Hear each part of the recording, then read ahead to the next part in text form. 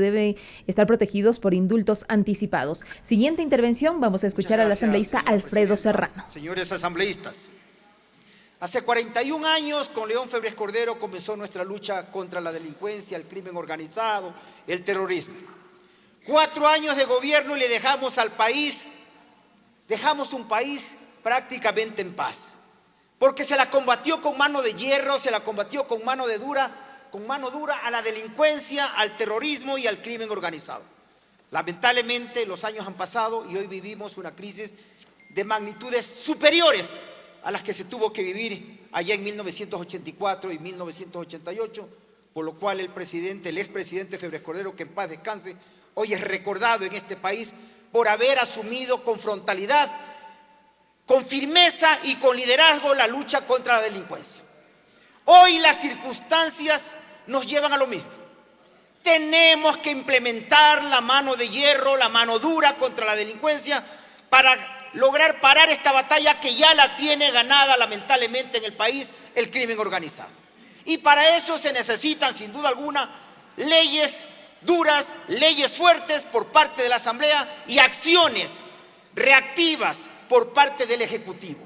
No solamente es un problema de leyes, también es un problema de liderazgo, de firmeza y de recursos, que ya le aprobaron el año pasado al pueblo ecuatoriano de su bolsillo, le sacaron varios miles de millones de dólares a través del incremento del IVA, el impuesto más regresivo que existe, principalmente y más dañino para los pobres de este país, para combatir la delincuencia. Pero lamentablemente, mayoritariamente ese impuesto se fue para pagar los compromisos con nuestros tenedores de deuda y no atender las necesidades de las Fuerzas Armadas.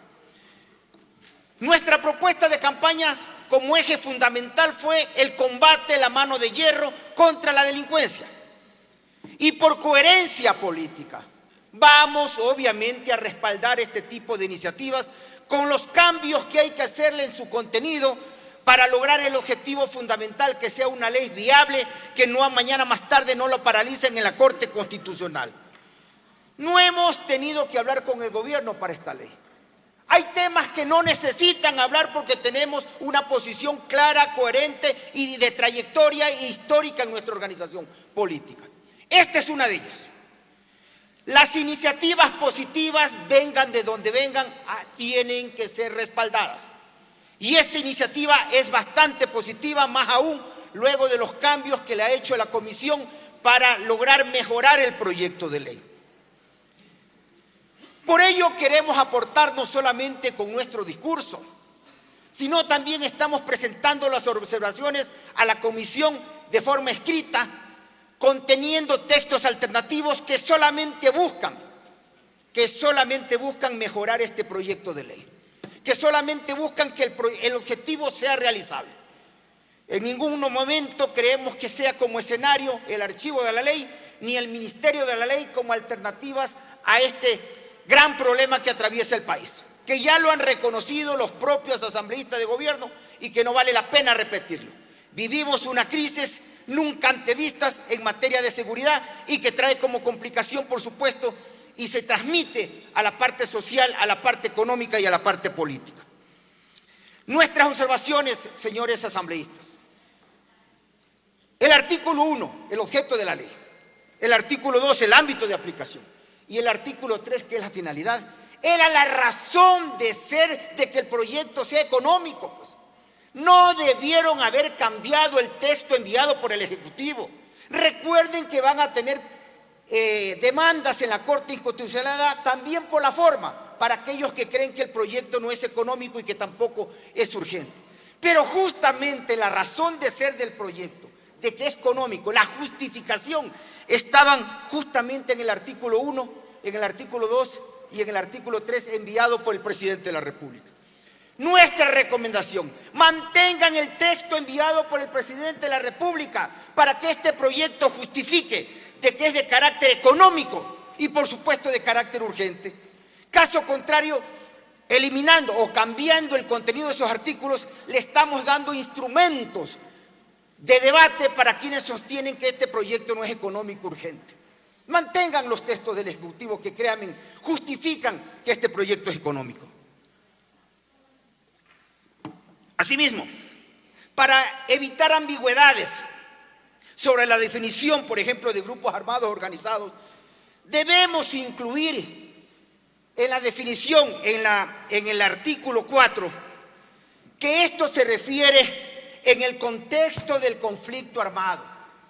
Por favor, agreguemos en ese artículo para no dejar estas ambigüedades que incluso más adelante podrían ser asumidas como arbitrariedades. En la posesión, en la observación al artículo 11, bienes en posesión, uso, goce de los grupos armados organizados. Los jueces especializados para el juzgamiento de los casos, delitos, etc. Debemos incluir un texto que para la incautación de los bienes debe haber un pronunciamiento por el juez especializado, no el competente, porque cuidado, mañana más tarde nos salen que el juez competente es el de lo civil. Cuidado, mañana más tarde nos salen con que el juez competente es el de tránsito. No, pongamos al juez especializado creado en esta ley, este régimen excepcional justamente. Pongamos al juez especializado para el juzgamiento con los delitos relacionados con corrupción, crimen organizado y conflicto armado interno. Pertenece a un grupo armado. Aquí es fundamental clarificar la parte donde dice, para evitar justamente estas posibles luego arbitrariedades que se puedan cometer, que dice que pertenezcan permanente o circunstancialmente, directa o indirectamente a un grupo armado organizado. ¿Qué significa indirectamente pertenecer a un grupo armado organizado? Aclarémoslo, por tanto, en la definición, en el proyecto final. No dejemos abiertos estos textos que pueden, recuerden que las leyes no solamente son para los 4 años de gobierno, las leyes son para largo, más aún un conflicto que no acaba en 4 años y ni va a acabar en 4 años. Y vendrá un cambio de gobierno y vendrá un cambio de legisladores. Las leyes se hacen para siempre, para cumplir una meta. Y mientras no se cumple esa meta, seguirán vigentes. Y créanme que en 4 años no saldremos todavía de este problema. Por lo tanto, evitemos estos temas del indirectamente y nuevamente recurramos a lo que ya tiene la ley, el conflicto armado interno, siempre y cuando sean cometidos indirectamente dentro del conflicto armado no internacional. También nos hablan, por un tema creo yo de redacción, espero que sea, de actos fungibles y secundarios. No existen en el derecho los actos fungibles, existen los bienes fungibles. Por tanto, cambiemos esa redacción para que no, hay 10 sentencias al menos que revisé ayer de la Corte Interamericana de Derechos Humanos, donde nos dicen que los tipos penales deben ser claros para que el proceso sea justo, mas no vagos o ambiguos. Evitemos esta ambigüedad, redactando el artículo de forma clara, precisa, y de esa forma nos sometemos a cumplir con la Convención Interamericana, en este caso de Derechos Humanos. Sobre el tema de los allanamientos. Sí, si bien es cierto, el artículo 77 de nuestra Constitución es claro en su numeral pertinente sobre el derecho a la inviolabilidad de domicilio que nos obliga a tener necesariamente la orden de un juez. Pero hay que buscarle alternativas a este mecanismo con el fin de que nuestra fuerza pública cumpla con el objetivo de luchar contra la delincuencia. Y aquí se está exigiendo que el juez actúe 24 horas después del allanamiento sin orden judicial, para de una otra forma mejorar y no darles elementos a la Corte Constitucional o a quienes pretendan demandar esta ley que creemos que es necesaria para el país. Sugerimos que el informe que va a emitir el CIES sea conocida también por el juez. No solamente el informe del allanamiento, que es posterior al allanamiento, sino que el informe con el cual se hace el allanamiento pase también a conocimiento del juez y por supuesto de la parte involucrada. ¿Por qué proponemos esta figura? Para darle un mejor membrete jurídico ajustándose a derecho, porque si nos queremos ajustar al artículo 77 sobre la inviolabilidad de domicilio, que solamente se lo puede hacer con orden judicial y en delito flagrante, y con la excepción del delito flagrante, obviamente no vamos a cumplir con el requerimiento de la Constitución de la República y de los tratados internacionales de los cuales Ecuador es signatario. De manera que esperamos que con esta recomendación, con este alcance, podamos en algo ayudar a que este artículo mañana más tarde no sea borrado del mapa de nuestro país, del mapa jurídico de nuestro país. El siguiente artículo que tiene que ver con la aprehensión. A ver, aclaremos el tema de la aprehensión. La aprehensión no es más que el acto que cualquiera de nosotros que vemos que se está cometiendo en delito flagrante una persona, la aprendemos y la ponemos inmediatamente a disposición de las autoridades. Si nos quedamos retenidos a esa persona o cualquier persona de la fuerza pública se queda retenido con esa persona, ya no es aprehensión, se convierte en detención. Por lo tanto, no hemos encontrado nosotros, más allá que me parece importante el artículo, no hemos encontrado una salida jurídica a este artículo. Una salida que lo convierte en constitucional a este artículo. Perdónenos, nos hemos reunido con varios constitucionalistas, con varios penalistas, para buscar la forma de que este artículo se lo incluya. Señor en esta asambleísta, norma jurídica. ya ha finalizado su tiempo, por favor. Termino con esto, señora presidenta. Y le agradezco.